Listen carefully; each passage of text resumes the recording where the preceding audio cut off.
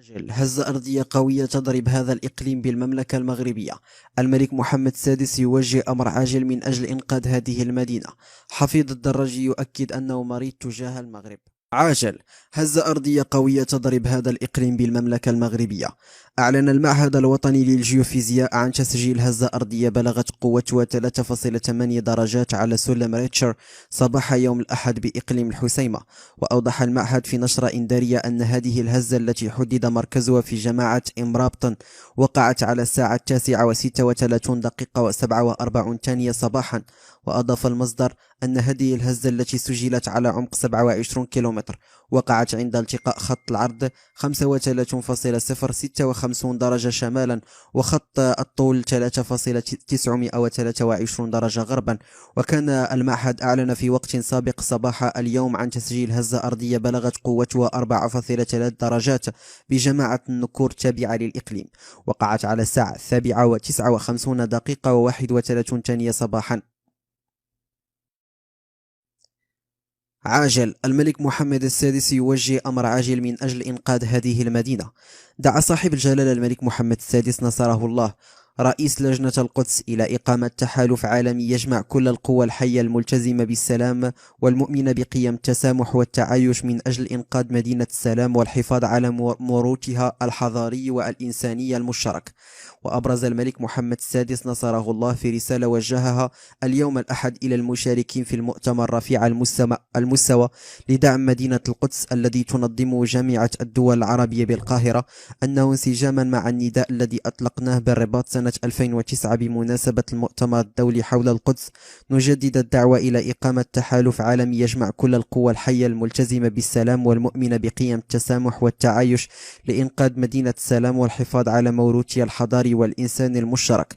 وبعدما أكد الملك محمد السادس في هذه الرسالة التي تلاها رئيس الحكومة عزيز أخنوش أن مدينة القدس تحظى بمكانة متميزة في وجدان الشعوب العربية والإسلامية، شدد جلالته على أن الدفاع عنها لا يجب أن يكون عملا ظرفيا أو مناسباتيا، وإنما ينبغي أن يشمل التحركات الدبلوماسية المؤثرة والأعمال الميدانية الملموسة داخل المدينة المقدسة.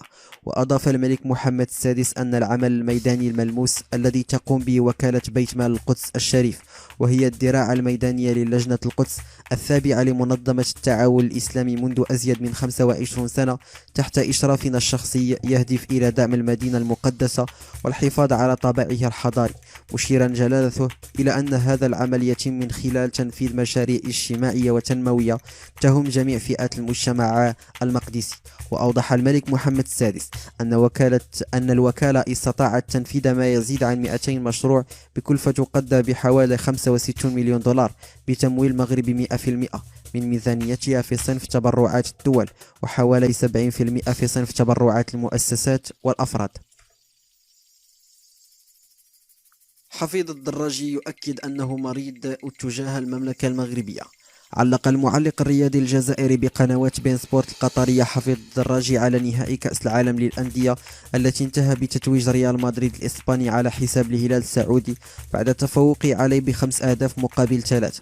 ونشر حفيظ الدراجي تغريدة على حسابه على الموقع الاجتماعي الأزرق تويتر جاء فيها: الهلال السعودي لم يخيب الليلة في نهائي كأس العالم للأندية أمام بطل أوروبا الريال في مباراة شيقة وممتعة تبقى في التاريخ. وأضاف قائلا: مبروك للريال لقبه الأول لسنة 2023 والخامس من نوعه والمئة في تاريخه.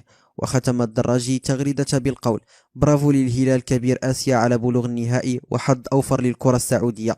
وكما كان متوقعا تعمد بوق نظام الكابرانات الجزائري عدم ذكر اسم المغرب باعتباره البلد المنظم للبطولة، فبالأحرى أن يعترف بالنجاح التنظيمي الذي عرفته.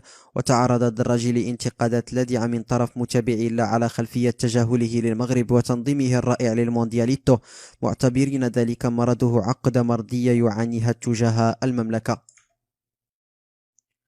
الجزائر توقف 200 سيارة تونسية على الحدود والحديث عن أزمة محتملة بين البلدين.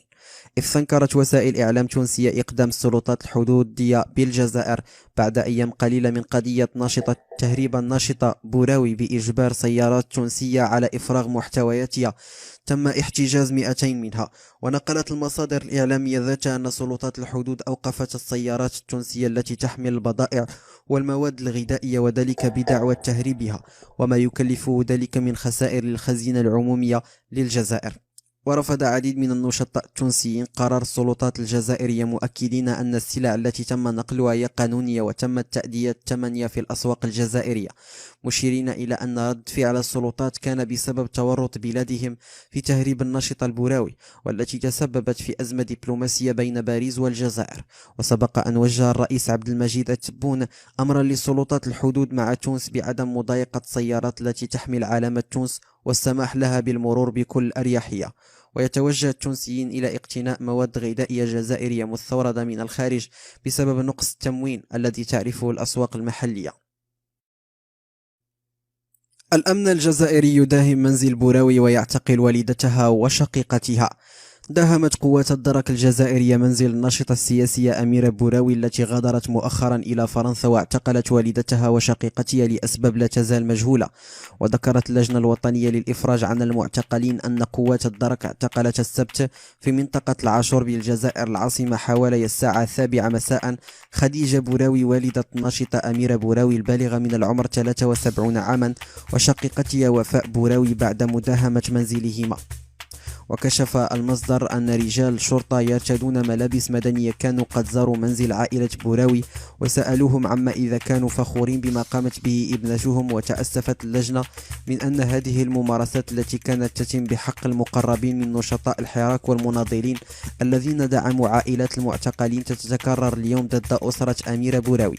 ويبدو أن ملف عملية إجلاء الناشطة بوراوي إلى فرنسا بعد خروجها من التراب الجزائري بطريقة غير شرعية عبر الحدود مع تونس بدأ يأخذ أبعادا أخرى بعدما أدت إلى تصادم الدبلوماسية الجزائرية والفرنسية، وأظهرت كيف انقلب الرئيس التونسي قيس سعيد على نظيره الجزائري عبد المجيد التبون. وكانت أميرة بوراوي الموجودة في باريس حاليا قد فندت الأخبار التي تم تداولها عن ضلوع المخابرات الفرنسية في عملية إجلائها من الجزائر. وأبرزت بوراوي في حوار على قنوات تي في 5 موند أن بالفعل غادرت التراب الجزائري بطريقة غير شرعية نحو تونس عبر معبر الطبول الحدودي بولاية طارف أقصى الشمال الشرقي للجزائر، لكن ذلك لم يكن بمساعدة أحد على حد قولها.